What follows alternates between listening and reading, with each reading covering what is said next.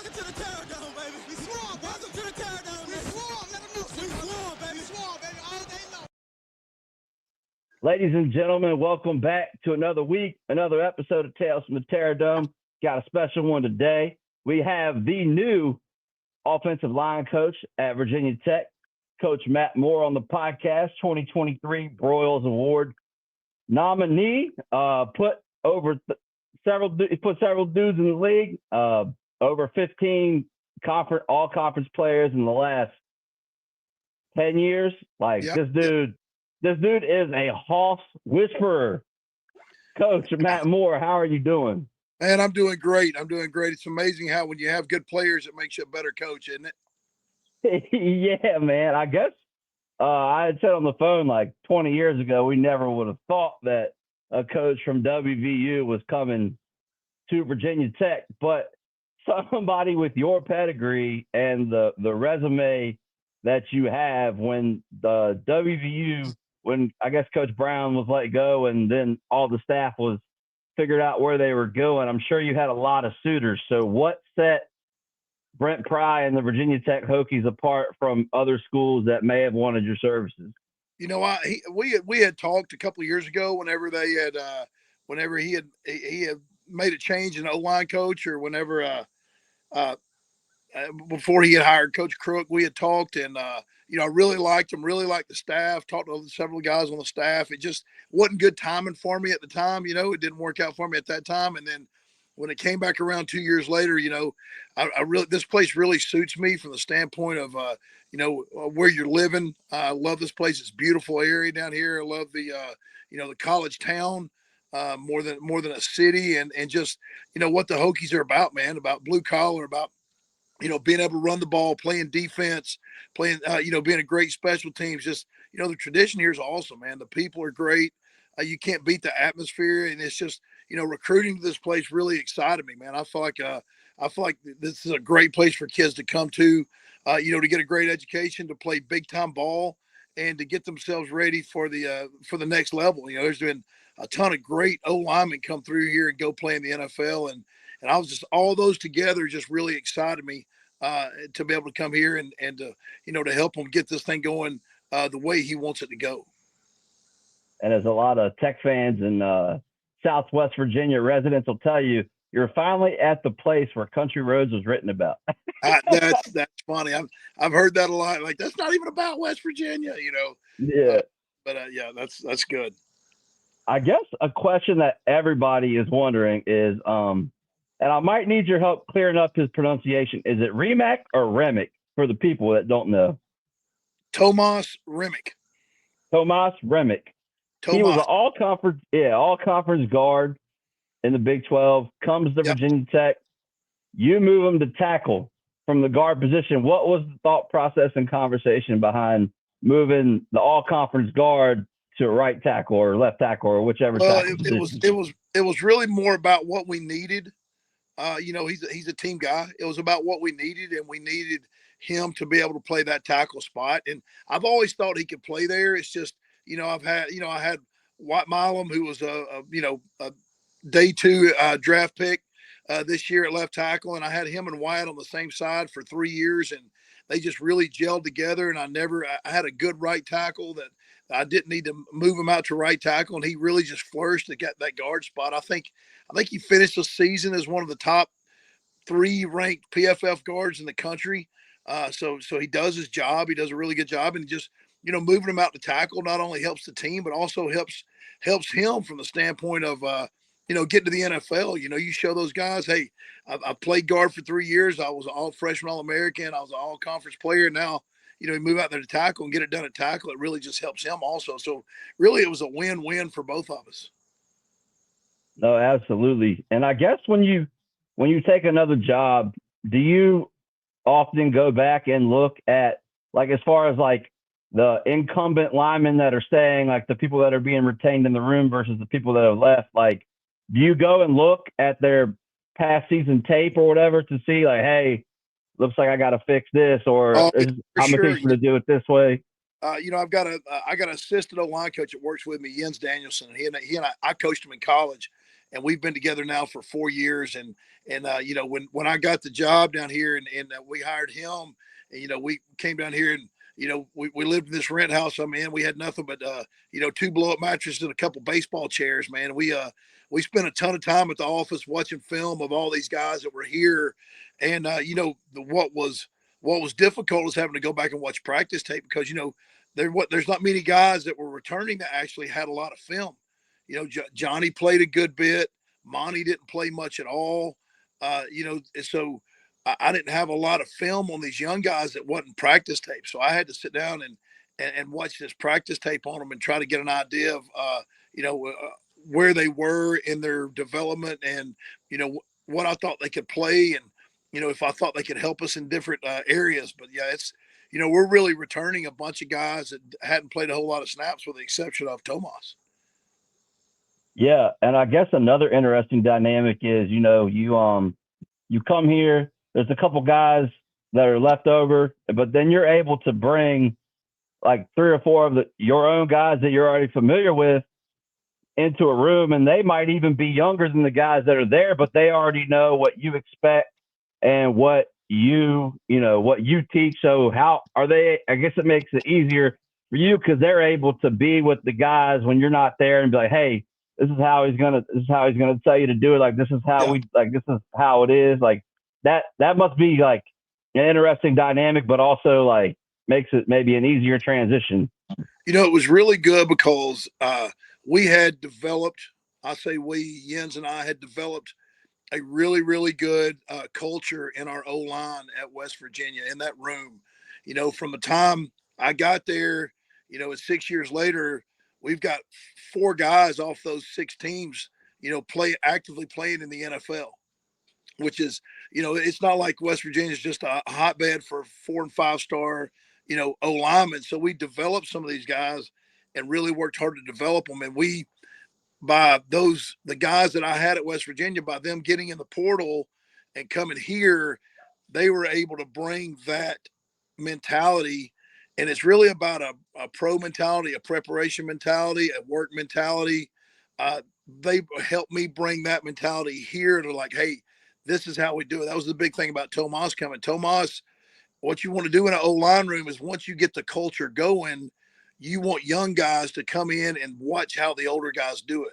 So I had Zach Frazier. He set the bar. White Milam was right behind him. Doug Nestor. Those guys were learning from Frazier. And then I had, and then you got Tomas in the room, and he's learning like just how you do things day to day, man. It's in today's world, it's college football, but it's a business. It's, you're getting paid for this. You're expected to do certain things. And like the NCAA doesn't give us enough time for them, but they have to do it on their own. They got to take care of their bodies. They've got to make sure they eat right. They've got to, be in the weight room. They got to not miss any. It's all about being that pro type mentality when it comes to drills and all that stuff. And it really helped that, Tomas and Altuner and Lucas, those guys had all been around that. And for them to come in and say, okay, this is how we want to do things, not necessarily the X and O's. I mean, that helped too, but it's more about trying to set the culture of the room. And, these young guys that were here, that's what's made it a little bit better transition. Is I didn't have 2 older guys that started for 3 years in the room already, So these young guys were looking how they wanted to start their career and how they wanted to work. And it's just really worked out from a work standpoint. Now, I don't know, it's still a production, still this whole thing's about production, even though we're, they work hard and they're together and they do all the right things. And, they spend more time than other positions or other people and getting their work in. Is we still got to step on the field and produce when we go to Atlanta, and that's what it's going to be all about. But we are trending in the right direction. It's really helped bringing those guys in and being able to kind of jumpstart that deal, because I know it's not like we're in the very beginning of this. We got to get this thing done this year and get it going in the right direction. No, absolutely. And you mentioned Doug Nestor. I laughed because we know him well. He was a Hokie at one time. Yeah. But you've had great success, where everywhere you've been, you've put people all conference into the league. Froze up on me. Yeah, and did I? And then you've worn all sorts of hats, man, from co-offensive coordinator to offensive coordinator plus O-line to assistant head coach.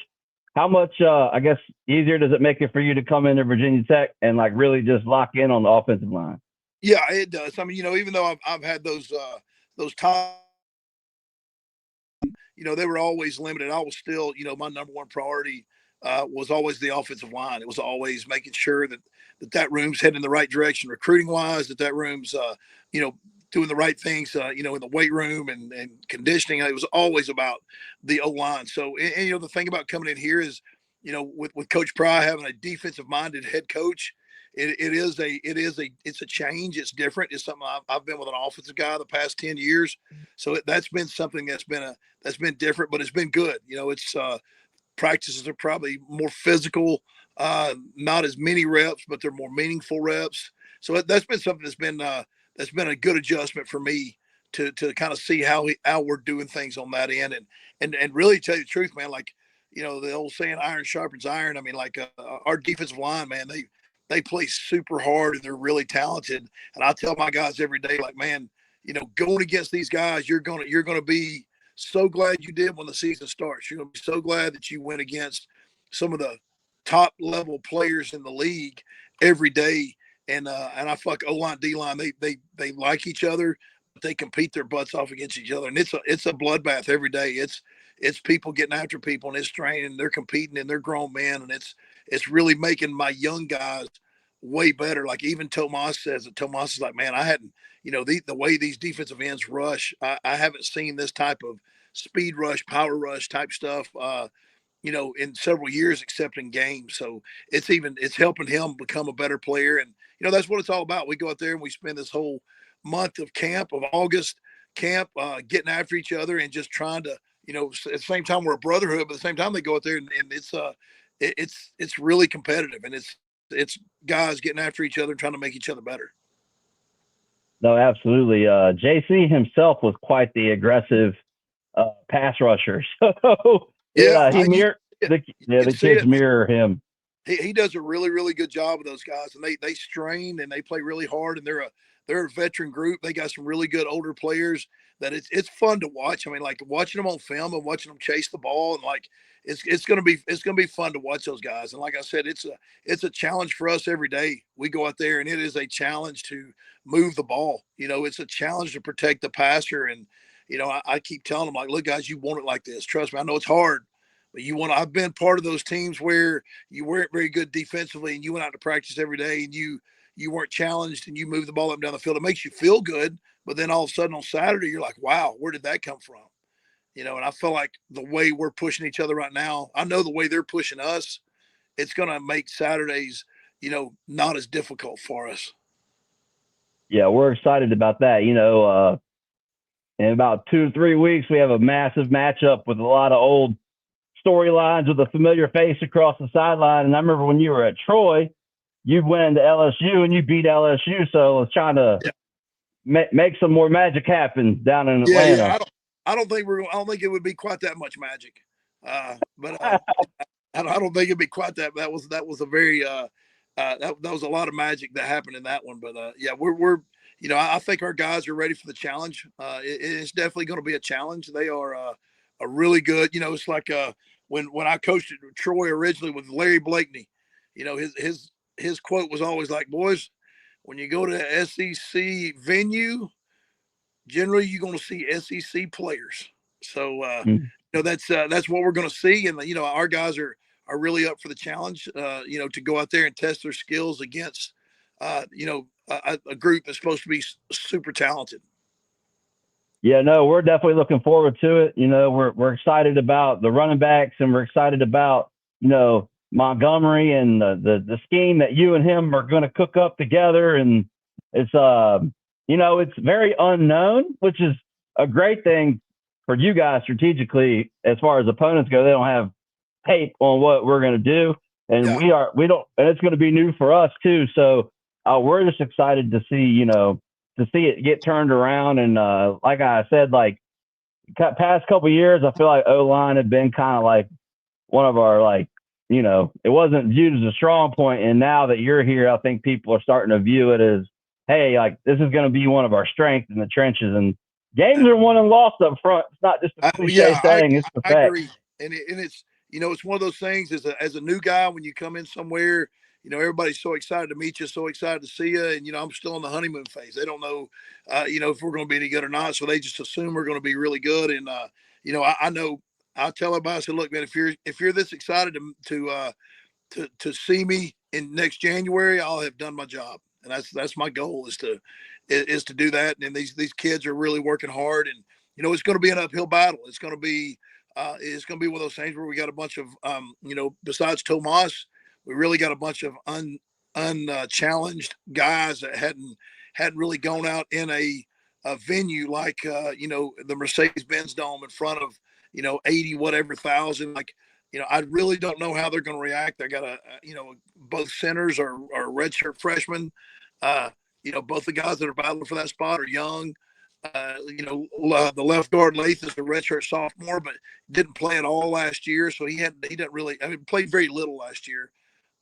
So he doesn't really have any reps in those kind of situations. So that's the whole thing is you practice, and then you put them out there in that situation, and you never really know how they're going to respond. But they're going to, we're going to get them prepared as good as we can get them prepared, and let them go out there and hopefully, after the first couple plays, kind of get used to their surroundings and do their basic fundamental stuff and strain and pay attention to detail and play hard and that's what we're looking for. Absolutely. And I know you got to get out of here, so I have one more question for you. I interviewed Tommy Wilder, and he said that I asked him what he thought the biggest differences were between you and previous staff that may have recruited him. And he said that you're not afraid to play freshmen. Do you think that maybe a lot of these offensive linemen coming in pretty much already have size coming out of high school? They just really have to hone in on technique and maybe work on a little bit of nutrition, makes that easier to think about putting a freshman in a game? Yeah, with Tommy, man, he's so athletic and he plays the game so very hard. Like he's strange, and that's kind of in his DNA and how he does stuff. And he's one of those guys where he comes in, if we can, we can teach him what to do, and if his body will hold up to the strain of power four type strength. We'll find out next spring, and the opportunities there. Like I said, I'm not scared. I've done it. I've had 3 freshman All-Americans, in my career at West Virginia. So I'm not scared to play those young guys. And there's going to be some opportunity with losing 2 seniors, so there's going to be some spots open for him to battle for him. Any of those guys, any of those guys that were signing, they're all 4 of them are really good players, and all the guys we got committed, and we're super excited about them. Absolutely, Coach. We a lot of us like to joke around like, hey, Matt Moore came in and he's already recruited more offensive linemen in one cycle than our past 2 offensive line coaches did the whole time they were here. So we're excited to see you get after it and really get your tutelage and your train of thought instilled in these kids. And we're just looking forward to just strong O-line play and bullying people around the field, man. We're excited for it. I appreciate it, man. And it's, it's one of those things. That's our goal. That's what we're shooting for, and we're working for it every day. And I couldn't be more proud of these kids that I got here, and they're going to keep. They're not going to back down. They're going to keep grinding no matter what. And I appreciate you having me on. Absolutely, Coach, and I'm sure I'll see you in Blacksburg soon, man. All right, man. And as always, go Hokies. All right, man. See you. Go Hokies. Yes, sir.